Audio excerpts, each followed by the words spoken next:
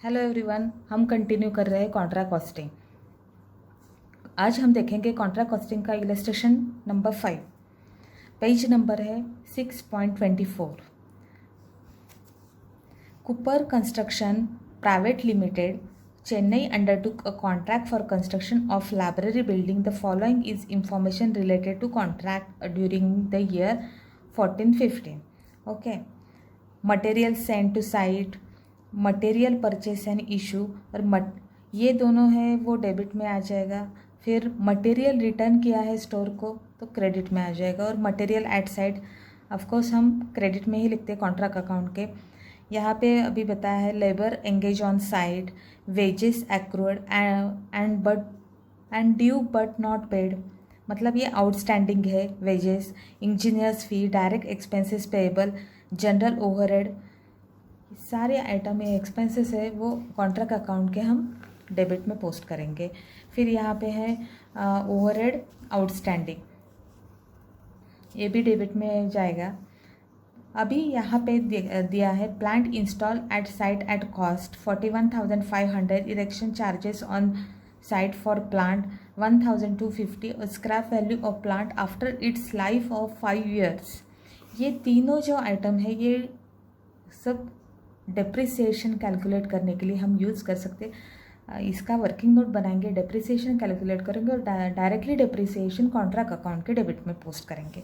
Okay, work certified दिया है इन्होंने। Cost of work not certified मतलब work uncertified, cash receive from कॉन्ट्रैक्टी।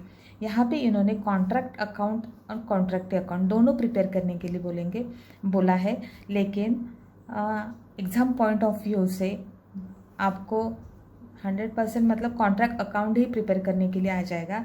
तो हम कॉन्ट्रैक्टिंग अकाउंट का प्रैक्टिस लेंगे बाद के प्रॉब्लम के लिए, लेकिन इस प्रॉब्लम में सिर्फ हम कॉन्ट्रैक्ट अकाउंट देखेंगे। ओके, तो स्टार्ट करते हैं सॉल्यूशन। मैंने फॉर्मेट रेडी रखा है, तो हम डायरेक्टली प्रॉब्लम से सॉल्व करने के लिए स्टार्ट करते हैं। पहला आइटम है मटेरियल सेंड टू साइट, तो material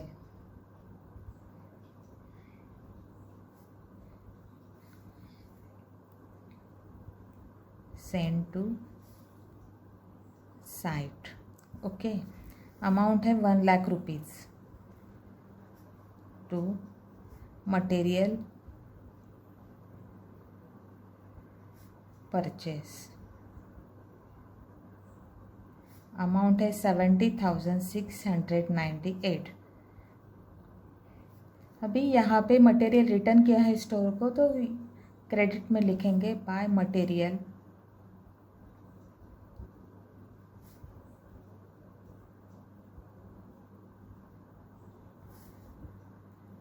return to store, amount है 1,098।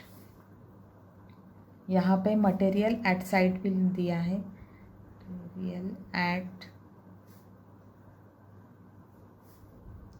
साइट, अमाउंट है 3,766।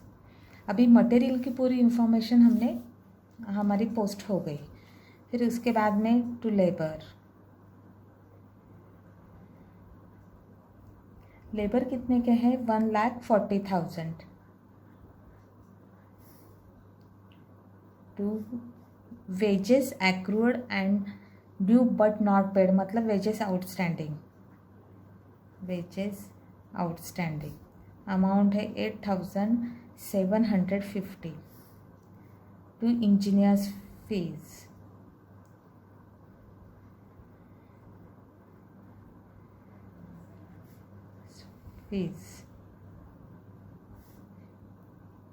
अमाउंट है 6,334। Okay, to direct expense payable, amount है 580 टू जनरल ओवरहेड,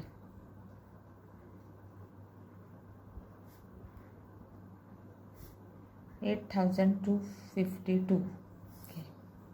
अभी फिर टू ओवरहेड आउटस्टैंडिंग, अमाउंट है 9250। अभी डेप्रिसिएशन कैलकुलेट करने के लिए इन्होंने इंफॉर्मेशन दी है, तो हम वर्किंग नोट बनाएंगे डेप्रिसिएशन के लिए। टू डेप्रिसिएशन ऑन प्लांट, ठीक है।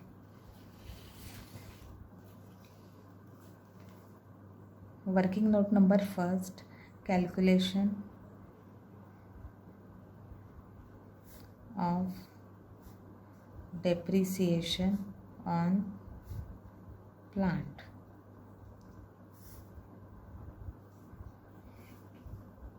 अभी इंस्टॉलेशन कॉस्ट कितना है प्लांट का, 41,500। उसमें इरेक्शन चार्जेस कितने हैं, 1,250, और स्क्रैप वैल्यू 2,750 हम माइनस करेंगे। और लाइफ कितनी है प्लांट की, 5 years, इसीलिए डिवाइड बाय 5। तो ये पूरा कैलकुलेशन का अमाउंट आता है 8,000। Okay, 5 years,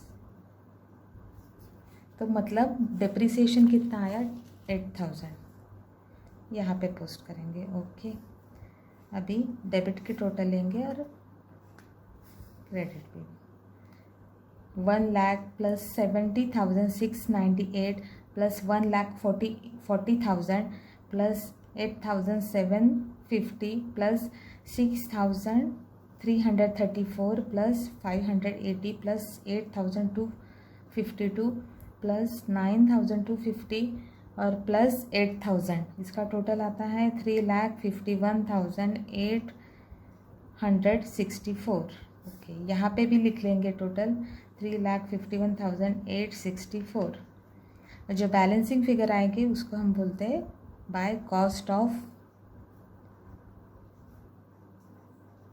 contract to the date carried down. तो बैलेंसिंग फिगर आ गई 3,51,864 से 1,098 माइनस किए और 3,766 माइनस किए, तो बैलेंसिंग फिगर आती है 3,47,000। ओके, अभी यहाँ पे हम ब्रॉट डाउन करेंगे to cost of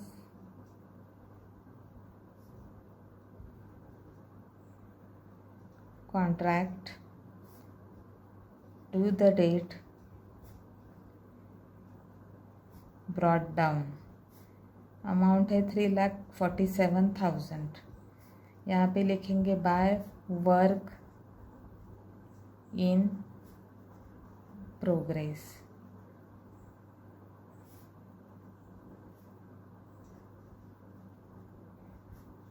value of work certified, और भी कॉस्ट ऑफ वर्क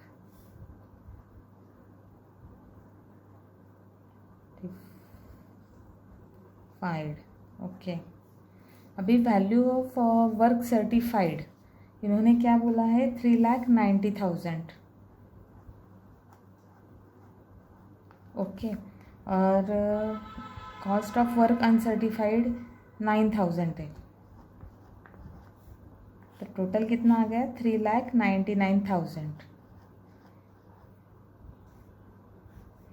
यहाँ पे भी डेबिट में भी लिख लेंगे 3,99,000। अभी 3,99,000 माइनस 3,47,000 बैलेंसिंग फिगर, उसको हम बोलेंगे notional profit. Notional profit, notional profit 52,000 आता है। फिर ब्रॉट डाउन करेंगे notional profit by notional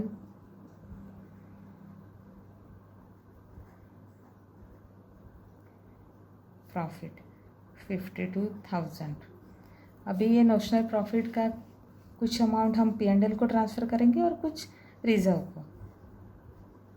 to P&L account और to reserve.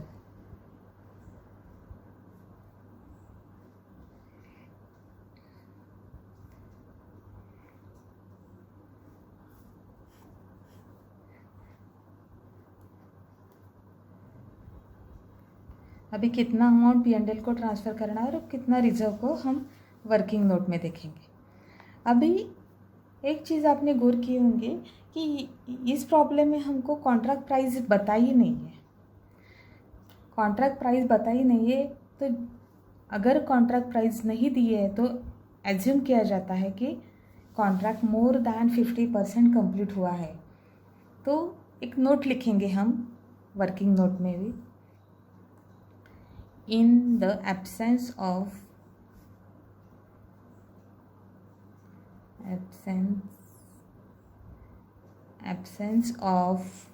contract price,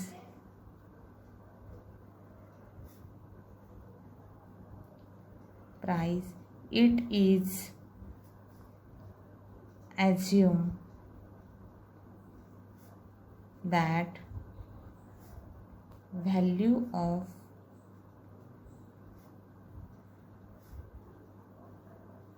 work certified must be more than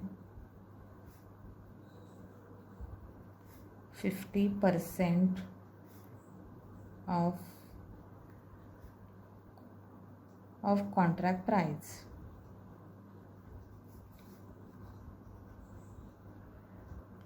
अभी ये एज्यूम किया है, मतलब हम कौन सा फॉर्मूला यूज़ करेंगे, 2/3 वाला formula. Therefore profit to be transfer to P&L is equal to 2/3 of notional profit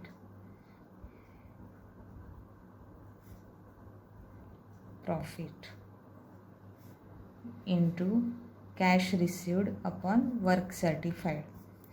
अभी अपना 2/3 ऑफ नॉशनल प्रॉफिट अपना 52,000 है।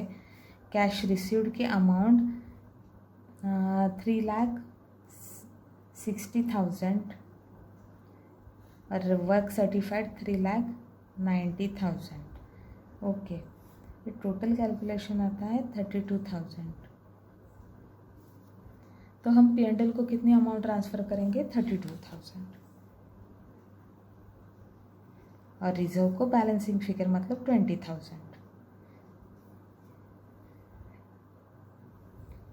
तो आज हमने क्या देखा कि अगर कॉन्ट्रैक्ट प्राइस नहीं दी हुई, प्रॉब्लम में नहीं दी गई, तो एज्यूम किया जाता है कि मोर दैन 50% वर्क सर्टिफाइड है, और अपना वो 2/3 वाला फॉर्मूला यूज़ करके हम डिसाइड करेंगे कि अमाउंट निकालेंगे, कितनी अमाउंट प्रॉफिट की कितनी अमाउंट हम P&L को ट्रांसफ़र करेंगे और कितनी रिजर्व को। आई होप आपको ये समझ में आ गया। अभी नेक्स्ट प्रॉब्लम नेक्स्ट लेक्चर में, तब तक के लिए गुड बाय।